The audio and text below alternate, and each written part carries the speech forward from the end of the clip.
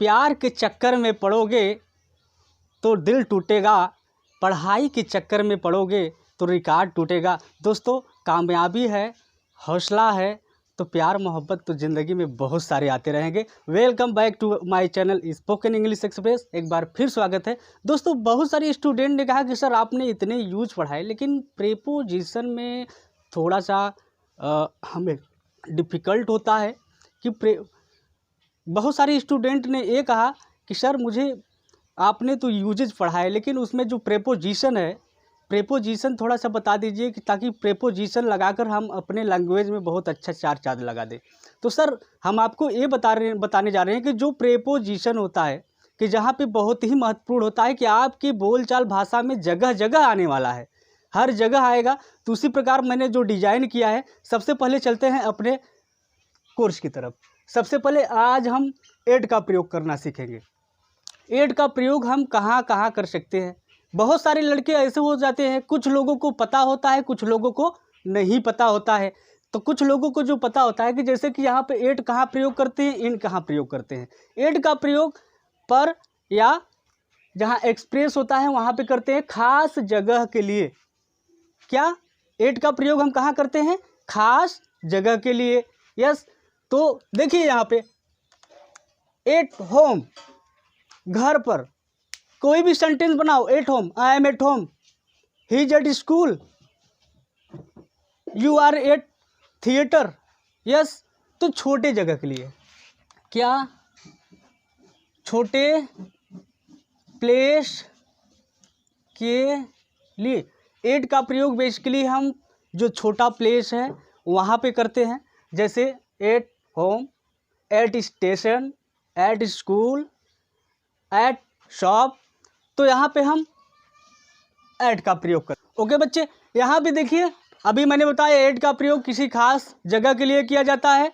और जैसे मुझे सुबह 8 बजे जाना है तो यहाँ पे देखिए समय के लिए भी हम एट का प्रयोग करते हैं। समय के लिए, किसी खास जगह के लिए जो छोटा प्लेस हो। यस, हाँ एक बात और, एट का प्रयोग मैंने बताया कि किसी छोटे जगह के लिए करते हैं। जैसे I am at village. Yes, in का प्रयोग कहाँ करते हैं? किसी बड़े शहरों के लिए। यस, जैसे मैं वाराणसी में हूँ, आई एम इन वाराणसी। मैं भदोही में हूँ, I am in Bhadohi. Yes, तो उसी प्रकार यहाँ पे देखिए ऐड का प्रयोग, ऐड का प्रयोग खास समय के लिए किया जाता है। जैसे यहाँ पे 3 बजे, एट 3 o'clock, मुझे 3 बजे जागना है। I have to wake up at, क्या लगा? at 3 o'clock, मुझे 3 बजे जागना है, मुझे 4 बजे ट्रेन पकड़ना है। I have to catch train at 4 o'clock। कई सेंटेंस बनाइए आप। देखिए यहाँ पे मैंने दिया है, टाइम दिया है, आप कई सेंटेंस बनाओ दोस्तों। देखिए ऐसे काम नहीं चलेगा अगर आप सेंटेंस नहीं बनाएंगे। If you won't make sentence on the base of one usages, एक यूजेज के आधार पे आप कई सेंटेंस नहीं बनाएंगे। If you won't make lots of sentence, तो कैसे आपके दिमाग में नहीं आएगा। एक बनाने से काम नहीं चलेगा, कम से कम 5 बनाइए, 10 बनाइए, तभी आप एक फ्लुएंट इंग्लिश बोलेंगे। धारा प्रवाह अंग्रेजी बोलने के लिए सबसे बड़ी चीज़ यही है कि आप एक यूज पर, एक प्रीपोजिशन पर कई सेंटेंस बनाओ। तब तक बनाओ जब तक वो माइंड में आपके एकदम सेट ना हो जाए। यस, फिर दूसरे यूज की तरफ चलते हैं। ओके गाइज, जो नेक्स्ट प्रीपोजिशन है हमारा जो नेक्स्ट प्रीपोजिशन है वो है अबाउट।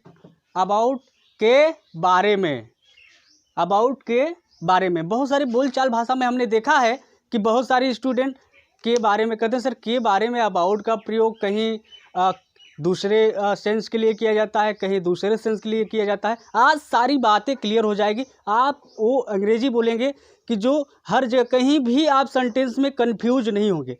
तो अबाउट के बारे में आप देखिए, जैसे तुम्हारे बारे में बहुत सारे सेंटेंसेस में होता है, कहते हैं ना मैं तुम्हारे बारे में बोल नहीं सकता, I can't speak about you.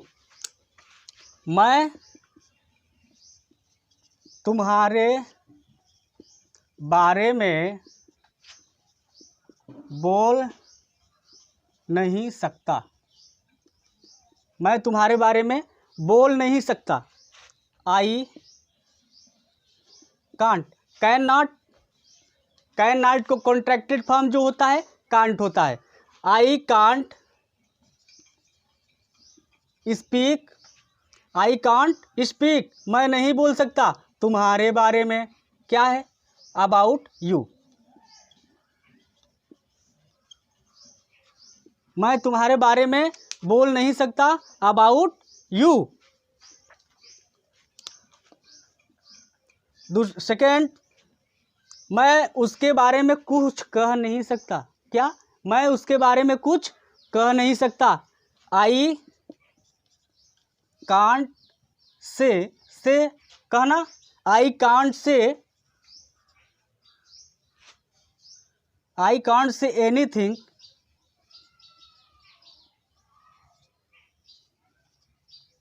About you. मैं तुम्हारे बारे में कुछ कह नहीं सकता। I can't say anything about you. इसी प्रकार आप कई सेंटेंस बनाइए। उसके बारे में मैंने बोला, I spoke, I talk about that. मैंने उसके बारे में कुछ कहा, I said something about that. इस बारे में कहते ना भाई, इस बारे में मैं कुछ नहीं कह सकता। I can't say anything about this. मैं इस बारे में नहीं कह सकता। मैं अपने परिवार के बारे में कुछ नहीं कह सकता। I can't say anything about my family. I can't say anything about my family. मैं इस पेन के बारे में कुछ बता नहीं सकता। I can't tell anything about this pen. मैं इस कलम के बारे में कुछ बता नहीं सकता। इस क्षेत्र के बारे में आई हैव नो नॉलेज, मुझे जानकारी नहीं है। भाई कोई कहता ना, क्या आप इस क्षेत्र के बारे में जानते हैं? I have no knowledge about this area. हमें इस एरिया के बारे में कुछ ज़्यादा नॉलेज नहीं है। I have no knowledge. तुम्हारे भविष्य के बारे में, अबाउट योर फ्यूचर। हम तो भाई मैं तुम्हारे भविष्य के बारे में चिंतित हूँ। कहते हैं ना, माता पिता कहते हैं कि बेटा मैं तुम्हारे भविष्य के बारे में चिंतित हूँ। I am worried about your future. I am worried about your future. मैं तुम्हारे भविष्य के बारे में चिंतित हूँ। दैट के बारे में, एक दैट के बारे में एक और सेंस आता है, उसको हम बताते हैं। अगर आपके सेंटेंस में, आपके वाक्य में लगभग आए तो वहाँ पर हम अबाउट का प्रयोग करते हैं। जैसे लगभग 10 रुपये, अबाउट 10 रुपीज़। मेरे पास लगभग 10 रुपये हैं। I have about 10 rupees. उसके पास लगभग 10 कलम है। He has about 10 pen. Yes, उसके पास लगभग 10 किताब है। He has about 10 book. लगभग 3 घंटे, तुमको लगभग 3 घंटे इंतज़ार करना पड़ेगा। तुमको लगभग 3 घंटे इंतज़ार करना पड़ेगा। You will have to wait about 3 hours। you will have to wait about 3 hours। आपको लगभग 3 घंटे इंतजार करना पड़ेगा। लगभग 50 लोग, उस थिएटर में लगभग 50 लोग थे। There were about 50 people in that theatre. उस थिएटर में लगभग 50 लोग थे। मेरे बारात में लगभग 200 लोग थे। यस, मेरे बारात में लगभग 200 लोग थे। There were about 200 people in my marriage. मेरे शादी में लगभग 200 लोग थे। लगभग 40 गाय, यहाँ पे लगभग 40 गाय हैं। Yes, there are about 40 cows here, यहाँ पे लगभग 40 गाय हैं। There are about 40 cow here. इस प्रकार जहाँ पर भी आए, किसी भी सेंटेंस में आए गाइस, किसी भी सेंटेंस में अगर लगभग आए या के बारे में आए तो वहाँ पर हम अबाउट टू का प्रयोग विदाउट हिचकिचाहट के लगा सकते हैं, उसमें कोई दिक्कत नहीं है। आप एक नहीं कई बनाइए, कई सेंटेंस बनाइए। मैंने बताया ना, एक पर आप 10 सेंटेंस बनाइए। मैंने यहाँ दिया है अबाउट 10 रुपीज़, आप 5 रुपीज़ बनाइए, 6 रुपीज़ बनाइए, 100 रुपीज़ बनाइए, 2000 बनाइए, 4000 बनाइए, कई बनाइए आप, इसमें कोई दिक्कत नहीं। जितना आप बनाएंगे, मैंने कहा आप जितना मेहनत करेंगे, जितना बनाएंगे उतना आपको इंग्लिश आएगा।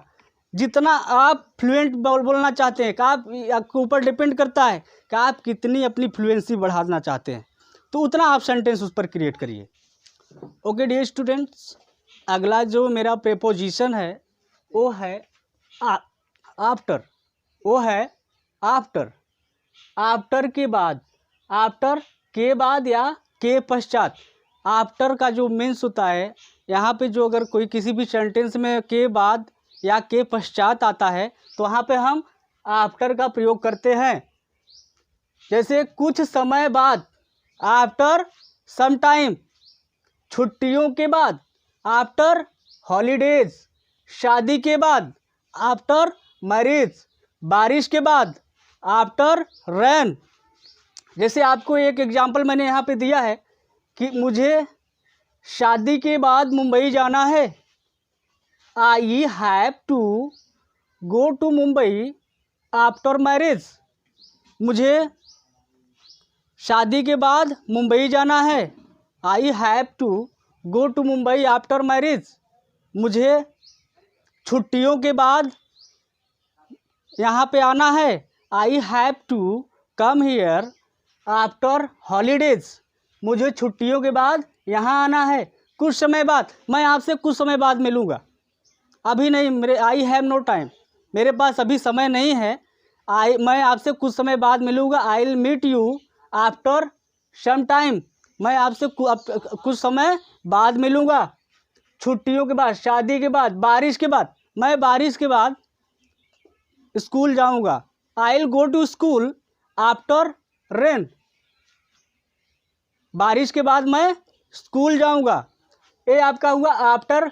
किसी भी वाक्य में के बाद या के पश्चात आए तो वहाँ पे हम आफ्टर का प्रयोग करते हैं। ओके गाइज, अभी मैंने बताया आपको कि आफ्टर का प्रयोग के पश्चात या के बाद के सेंस में किया जाता है। जो ये प्रीपोजिशन है कई प्रकार का कई जगह किया जाता है, कि जैसे अभी मैंने बताया कि आफ्टर का प्रयोग के बाद या के पश्चात किया जाता है। अभी इसका एग्जाम्पल मैंने दिया। यस, तो आफ्टर का प्रयोग किसी वाक्य में अगर ने के बाद आए या ने के पश्चात आए तो वहाँ पर भी हम आफ्टर का प्रयोग कर सकते हैं। तो वहाँ पे हम आफ्टर के बाद भी फोर का यूज करते हैं। बी फोर का मतलब भी first plus I N G. भी first plus I N G जो इंग फॉर्म कहलाता है। Yes, I N G after plus V four, आप इसको वी फोर कहेंगे। जैसे लिखने के बाद, मैं लिखने के बाद आपको यहाँ कलम दे दूँगा। आई विल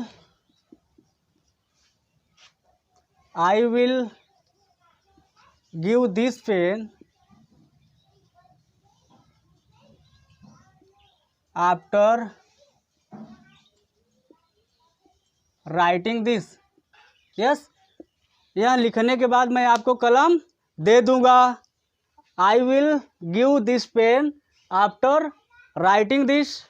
पढ़ने के बाद, आफ्टर रीडिंग, मैं यह किताब पढ़ने के बाद दे दूँगा।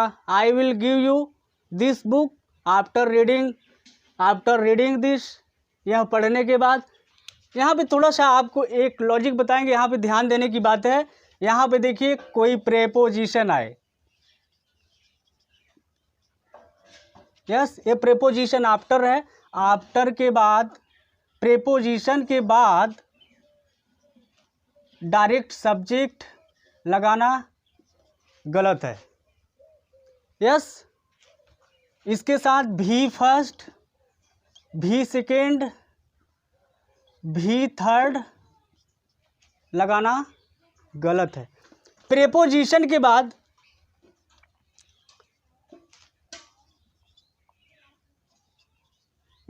ऑब्जेक्ट अगर आए तो ये सही है।